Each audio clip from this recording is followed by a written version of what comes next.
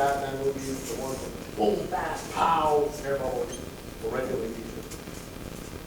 Ward's favorite Batman villain is the Riddler. While not as much as a Batman fan as he used to be, Ward still likes a good riddle. Giving his effective body language speech from Pathways. Here's Ward Gros with a speech titled, Riddle Me This. Toastmasters support.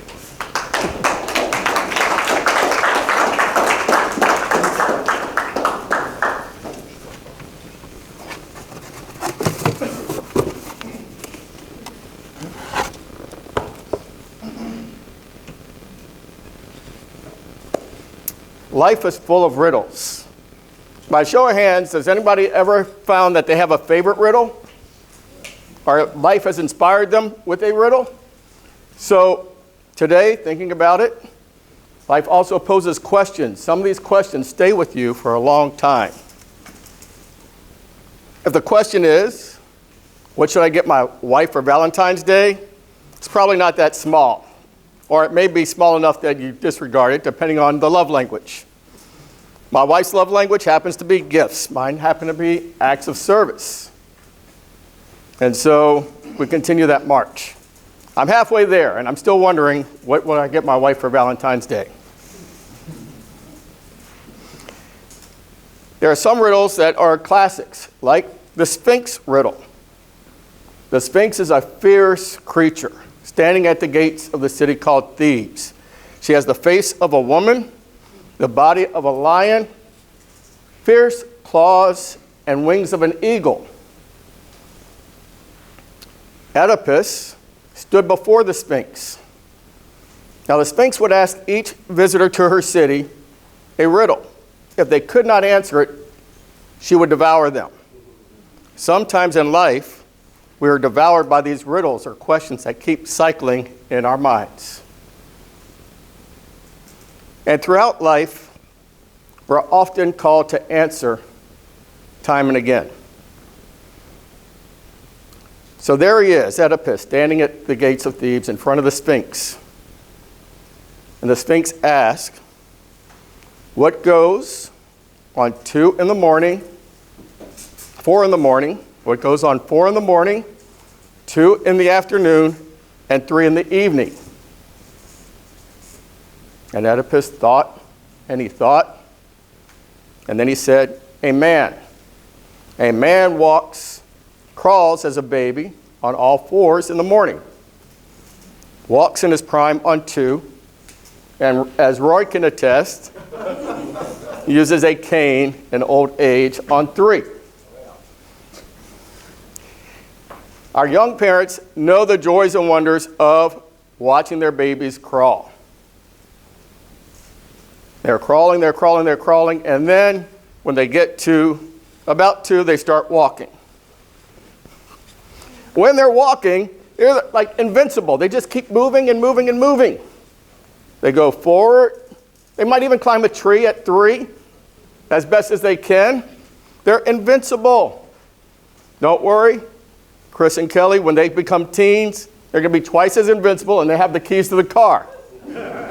So what are the parents saying? The parents are saying, watch out. There's a coffee table. How dangerous is that? Watch out. There's a wall socket. Watch out. And the kids don't have a scintilla of doubt. They can conquer the world. As we get older, we learn to walk. And as we walk, our teen years, today's teens, stereotypical, in their phones, hunched over, slouched over. Teens always seem to be slouched. I taught high school for a number of years, and walking into the school, the kids would be leaning against the wall, buried in their phone, hoodies on, slouched over. But some of the most important events in our lives deal with walking. Middle school graduation is a big event. High school graduation, even bigger. And some go on to college graduation.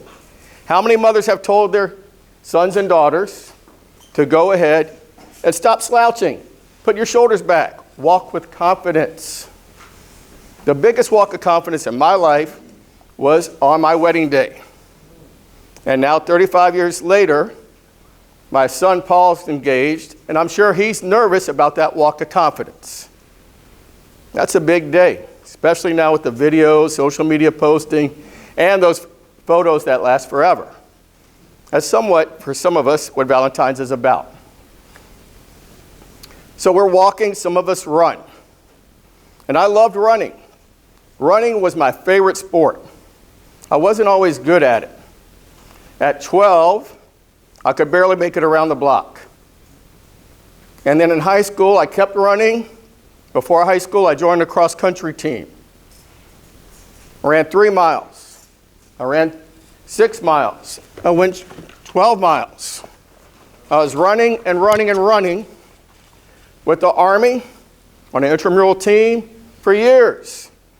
And then in 2003, the running stopped. Can you imagine what that felt like to lose your favorite pastime? To lose an integral part of one of your favorite job experiences? I thought for sure the Army would kick me out. They worked with me, there were alternate physical fitness events, and I stayed in for a good long stretch till the final miles. But I could no longer run. After 2003 and a trip to the Middle East, I was diagnosed with extreme plantar fasciitis. And you may not know that, but that's part of how I adjust, cope, and move around.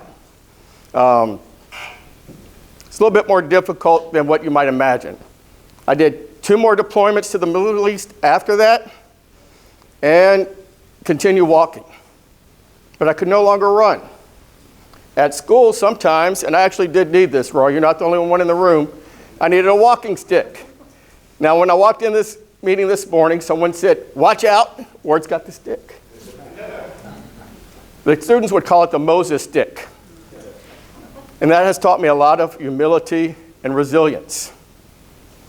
So what I've learned through all of this is not the miles that you run that count. It's the miles after those that matter most.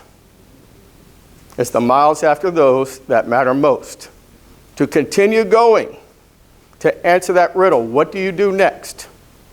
Where will life take you? Toastmasters, what is your riddle? How will you answer it? Thank you.